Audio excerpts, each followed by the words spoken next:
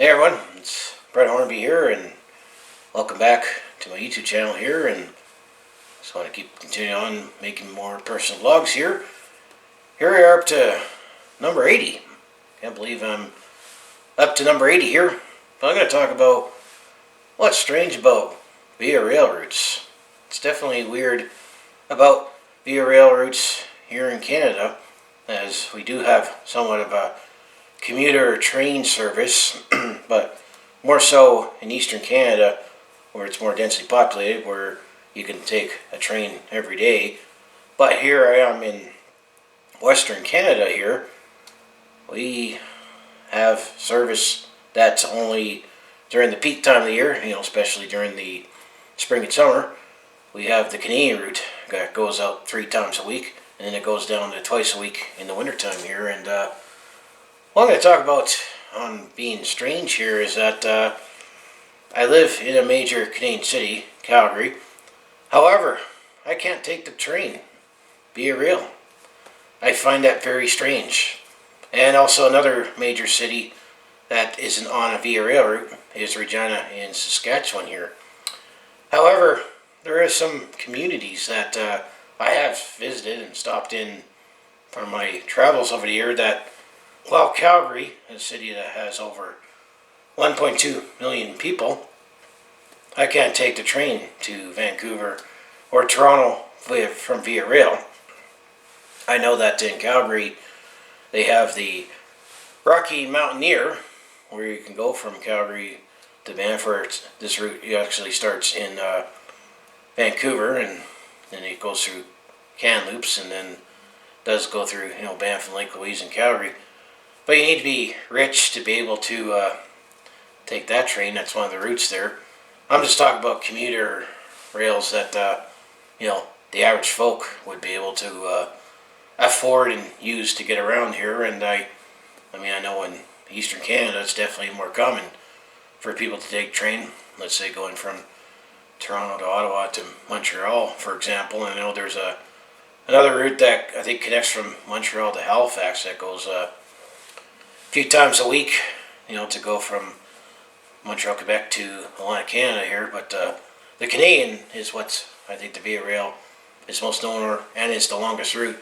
That goes from Vancouver to Toronto in over 4 days there, and I think the whole line is over 7,000 kilometers and one of the longest routes in the world there. And it's definitely a lifeline. But if I were to want to go take a train to via rail, the closest community that I would need to go to is Edmonton. I would need to go to Edmonton. And the other thing that's really strange with Edmonton compared to some of the other major cities is that the station is kind of out of the way in Edmonton compared to other major cities that service via rail. That it's at least in downtown central area where you're around everything. I know that used to be the case in Calgary. I believe the via rail line used to go through Calgary until about around 1990, 91 there. Because a lot of the via rail line is on the CN line, the Canadian National line. There's 2 rail companies in Canada here. You got the Canadian National, where places where I like to go when I go on holidays there, that's the CN line that goes up through there on the major rail line there. However, down here in Calgary and other parts of the southern part of the country here is the CP line, the Canadian Pacific Rail line. So, and they're kind of in competition there too, and I think that's definitely one factor here. But I'm going to focus more on the Canadian line because in Western Canada, I'm most familiar with that line, and as well, it's the one that I probably. Well, it's definitely one thing I like to do one time is take the train, go across the country. And on that said Canadian line, you'll get to see my favorite site in the Canadian Rockies, hopefully, is Mount Robson. There's definitely another view of Mount Robson on the train as opposed to where I always see when I'm on the road there. But the Canadian line, it starts in Vancouver, and it eventually goes through the Fraser Valley and goes into Kamloops there, and I know I've been to Kamloops a few times there. As well, it's also part of the CP line, the Canadian Pacific line there. And then this is where it gets really strange with the route there, is and then it takes a more scenic route. I mean, it does eventually go to Jasper, and that's one of my also other favorite places to go. But Jasper is definitely a lot more expensive and busy. I mean, it's kind of the, I mean, when you ask me what mountain town I like better in Alberta, because you got Banff and Jasper here, and Jasper gets serviced by the Via Rail line there and is a terminus and a major stop, because there is also another route called the Skeena, which goes from Jasper to Prince Rupert there, and that's definitely another line I like to check there. And then it has a one-night stop in Prince George here, but there's definitely some remote communities in between. If you're on the Canadian line that goes from Kamloops to Jasper here, that I just find it strange that a big city like Calgary that has over 1.2 million people doesn't get serviced by Via Rail. But communities, let's say Valemount, that's definitely the community I always go to the most when I go visit Mount Robson. I mean, it's the cheapest, place outside of Jasper here, and about under half an hour drive to see my favorite site in the Canadian Rockies. But you got communities like Valemount. I know there's Blue River, which is an hour drive south from Valemount there, and then you got Barriere, because I've done that Yellowhead Drive where I've gone from Kamloops to Valemount there, and I mean, there's not much communities in between there. I mean, Clearwater kind of, it's closer to Kamloops than it is to Valemount there, and I know I've stopped at Clearwater a couple times to go to Wells Gray Provincial Park there, and definitely is another impressive site to see there as well there. But all those communities get served by the Via Rail, but Calgary doesn't. And I just find that weird that you can go to Vancouver and Toronto by train from Valemount or Barriere or Blue River or Clearwater, but if I wanted to take the train from Calgary, I would need to go up to Edmonton first. I just find that weird that the major Canadian city here, and then I know eventually when it goes through Jasper, I mean, it goes through some small communities and eventually goes to Edmonton there. And then I know other communities that the Canadian line goes through like Wainwright, Viking, home of the Sutters. And then I think, I know it stops in Saskatoon there. I think it also stops in the Belfords, North Belford there. I know that's definitely an interesting place the one time that I've been there, and I went to the Fort Belford historic site there too. But I hear lots of interesting things that happen in the Belfords there. And then eventually winds its way down and goes to Winnipeg there, and that's another big terminus station there, because I know that that's the halfway point between Vancouver and Toronto on that train line there. And I know another Via Rail route that I like to do, and from Winnipeg, is you can take the train from Winnipeg up to Churchill, Manitoba, to do some polar bear watching there.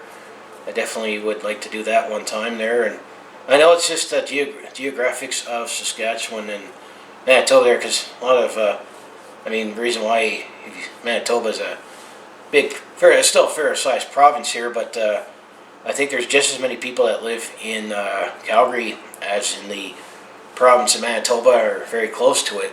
But then 70% of people live in Winnipeg alone of Manitoba's population there. But there's a lot of marshy, land there that it was hard to make development there. So if you look at the line that goes from Winnipeg to Churchill there, it kind of goes up north and then kind of goes west and then goes a little bit into Saskatchewan. I think it does actually stop in Flin Flon, which is a community that actually straddles both Saskatchewan and Manitoba there, and then eventually winds its way up to Churchill there. And I think that route takes 3 days there, but that would definitely be an interesting train ride to do as well from Winnipeg there. But then going back to the Canadian line there, and then it winds its way through Ontario, where it eventually goes to Toronto there, and there's definitely a lot more other remote communities there. I know one documentary that I actually like to watch, and maybe if you can find it online here, is actually called The Mighty Trains. And I know that, I think his name was Teddy Souza, who was one of the hosts of that show, that was on the Discovery Canada there.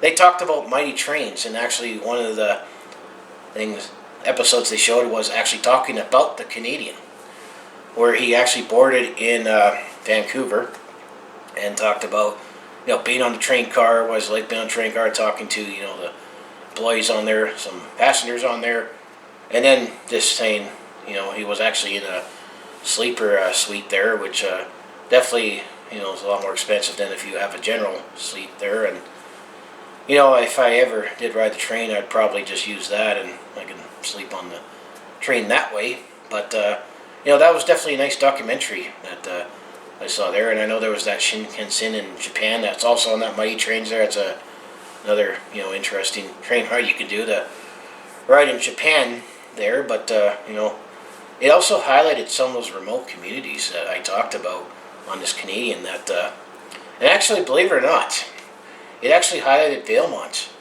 on that Mighty Trains there. And I was like, I watched that and I was like, hey, that stop looks very familiar. And I realized that was Valemount. And if you were to board a train in those remote communities that doesn't stop, I mean, major cities it stops either way, you'd have to call ahead and be able to wait there. And the thing with Valemount though is that it's just a little stop on a concrete pad there. And I've looked at possibly, I'm a fair weather driver and I don't like to drive in the wintertime, but I absolutely would love to go to the Robson Valley in the wintertime there and do some snowmobiling. And I've looked at possibilities of, I would go up to Edmonton, take the train, and train at the Valemount there. And the only issue that could be is that the train hours at that time of year, I would be boarding and getting off like at 2, 3 in the morning, and you always worry about when you're in a community that only has just over 1,000 people and things close at nighttime there, it'd just be a problem, especially if, let's say, you happen to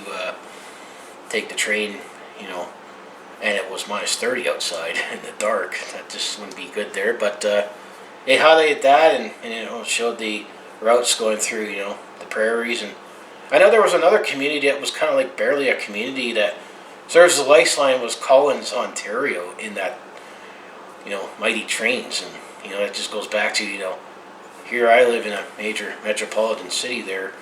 Can't take the Via Rail from Calgary, where I live right downtown, but yet you got, these small remote communities that barely is even barely would register on a map, yet it has a stop.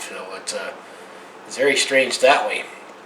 But another, other station that I've heard of in Jasper, I know there was a Sundogs tour that, this would definitely be a fun side thing to do, is it's the Skeena line that you go to Jasper, you board it's part of a bus tour that you're in Jasper, and you take the Via Rail Skeena line, and the train actually takes you from Jasper to a little farm community called Dunster, and I have been there many times, and I finally was able to go to Dunster when the station was actually open, because it was the day that that Sundog tour was going to come. I just drove there myself because I actually stayed in McBride, another community I like to visit in the Robson Valley in British Columbia there. McBride, you could probably say, is about halfway between Jasper and Prince George on Highway 16 there. However, Dunster actually has a little, shack-style station there.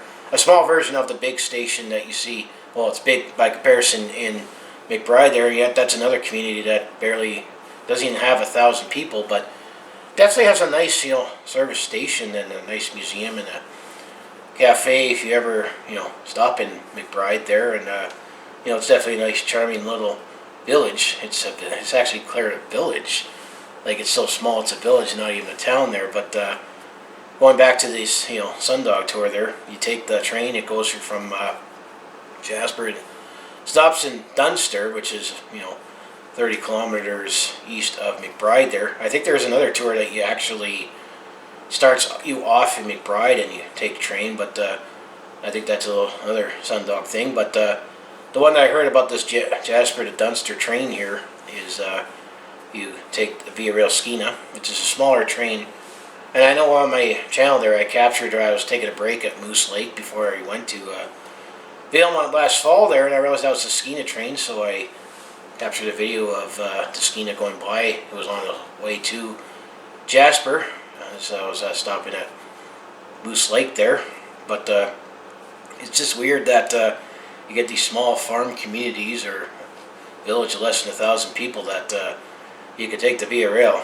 But I can't in a major city there. But I know that in Dunster there, you look around the train station, which is I did. I wasn't on the Sundog Tour. I was just ahead of the Sundog Tour because I saw the small bus coming to the community that I stopped in.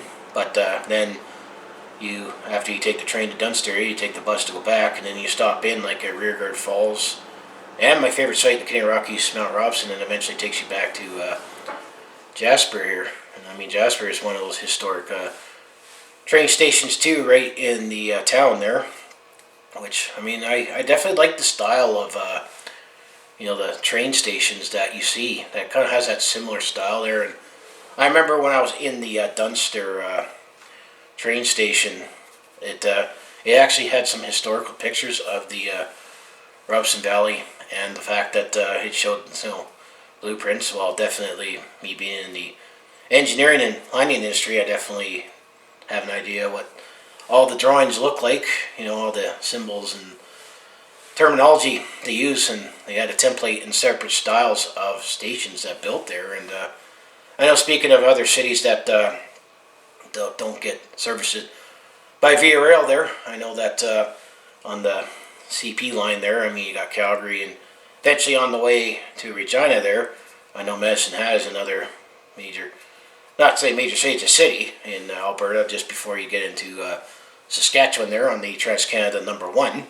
Some may say that's the original Trans-Canada. I mean, you got the number 1, which goes through Calgary and eventually goes through Vancouver there. But Hope is where, you got the number 5, and then eventually the 5 connects to the 16 there. Where I like to go, to the Robson Valley, Mount Robson there. That's along the Yellowhead number 16 to 5 there. And I know that number 16, there's a Portage La Prairie, or not, trying to think, there's around Portage La Prairie.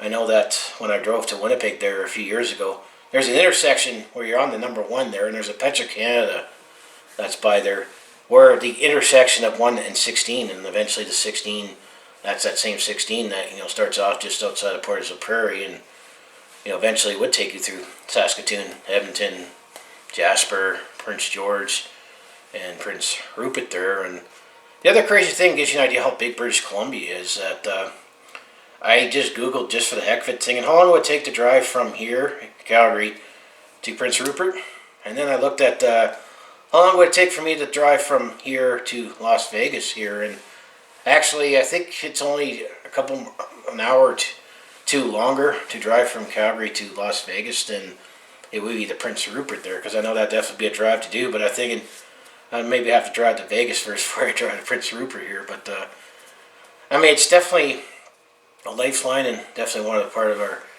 Canadian culture, and definitely you gotta give kudos to those who built that line over 100 years ago to build this country here, because it definitely was not as safe conditions then than it was now. And you hear stories about, like, every mile there was so many people that died on the way to build the rail line across the country there. And I know that the Chinese definitely were helpful in building the rail line, if you know some Canadian history, especially in British Columbia there, and they kind of did that out of their free will there. And I mean, definitely, if you read the history there, it definitely, it was definitely selfish of them what they did for building the Canadian Railway in Canada here. But it's interesting routes to look at with Via Rail, and I know that it's similar to the Amtrak that there is in the U.S. there. But I know when it comes to commuter rails, or rails where you can use as an option instead of driving or flying there, I mean, it's definitely a different, more scenic experience. I mean, if, let's say, for example, I flew from Calgary to Prince George or Prince Rupert here, I wouldn't get to see Mount Robson or any other landmarks in the Canadian Rockies on the way there flying, as if you were to drive or take the train there. And I know that there's also some waterfalls that you see along the way there. I think there was Tangle Falls, and I think I definitely saw it from a distance when I was driving from Kamloops to Valemount there, and I know that you see a closer view of it. I believe that's the name of it, and I know that's south of Blue River there that, I think there was a spot off the road there, but it getting tired, and I didn't want to stop there because it was just the lighting conditions at the time to take pictures of it. But you definitely get a nice view of that. I saw a video of, on that mighty trains, and you see videos that people just post from their camera on the train there, and it's definitely something I'd like to experience here, but I just find it weird that I can't board a train right in Calgary just the way the routes are, and it's definitely a lifeline for Canada. But I just say, what do you think of Via Rail? And oh yeah, I also realized that Canada and U.S. when it comes to commuter trains, we definitely a lot more car centric than the population is definitely more spread out with Canada and the United States being bigger than the whole continent of Europe here. But I work with people that come from Europe there, and they talk about how train service definitely is a lot more advanced in Europe there. And then I know I mentioned Japan there. Well, the province of Alberta is bigger than the whole country of Japan. But then the other thing that is scary that we don't have like 5 million people that live in the province of Alberta. Yet there is like 130 million people that live in the country of Japan there. But they definitely, you definitely need a high-speed train to move people in that country there, especially when it's a lot more densely populated there. When you're thinking you got 130 million people living on a essentially islands country, that and actually that Shenzhen, if I said that right, had another documentary on how they prepare for earthquakes and recover from that, because they're on that ring of fire there. But getting back to Canada here, that I definitely would like to take the train a lot more, maybe as you get older, to experience country in a different way here. But I just find it weird that I live in a major Canadian city, and yet I can't take the train. It just blows my mind. But yet I go to some of these remote communities to get away from the big city. That's why I always like to tell people, they say, you're here on holidays? Like, why? And it's, well, even big city guys like me need to get away from the big city. And and I say, well, you gotta admit, you live in a beautiful area that I like to go there. Yeah, I could take the train there, but not in the big city here. But that's just my personal log. What's so strange about Via Rail routes, and everywhere you go in the country, except the big city where I live. But there's options, but you gotta be rich to be able to ride that train. And definitely it would make a killing if they had they could find a commuter train just to go from like here to Banff and Lake Louise, because I love visiting obviously those communities, and it's a couple-hour drive from Calgary.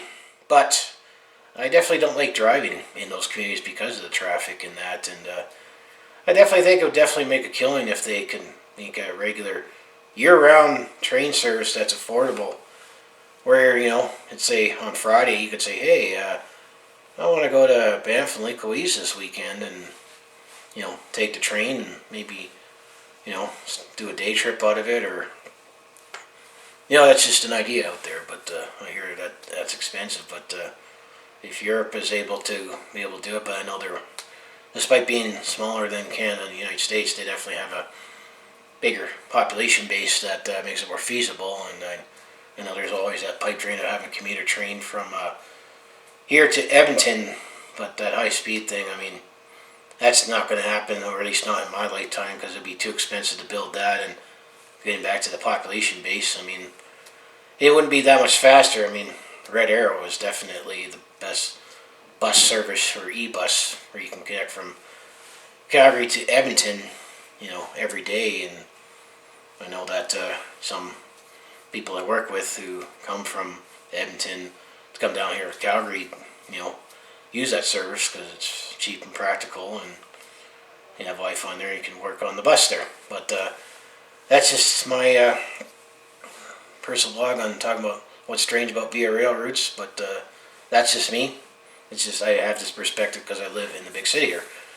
So if you want to follow along with this Calgary sports fans journey, home of the Flames, Hitmen, Roughnecks, and Stampeders, I mostly talk Calgary sports and other sports on my channel here, but I also do personal vlogs like something like this, where whatever's on my mind, and I do some attempt at comedy, and I also share my experiences. Let's say I'm on the road, and I might have mentioned some experiences in this personal blog or at a sporting event there. So if that sounds like anything you'd be interested to watch to follow along with this Calgary sports fans journey, you know what you should do. Just make sure you hit like, subscribe. I also have my other social media links down in the description below for other ways you can follow me here. So as I would say, I'll see you in the next video, and hopefully you know, you can maybe share some of your experiences yourself about using Via Rail or some of these routes, or going into some of these remote communities that you just think that it serviced that, but that doesn't service, you know, my fine city that has over 1.2 million people. So that's why I just made this first vlog here. So I'll see you in the next video.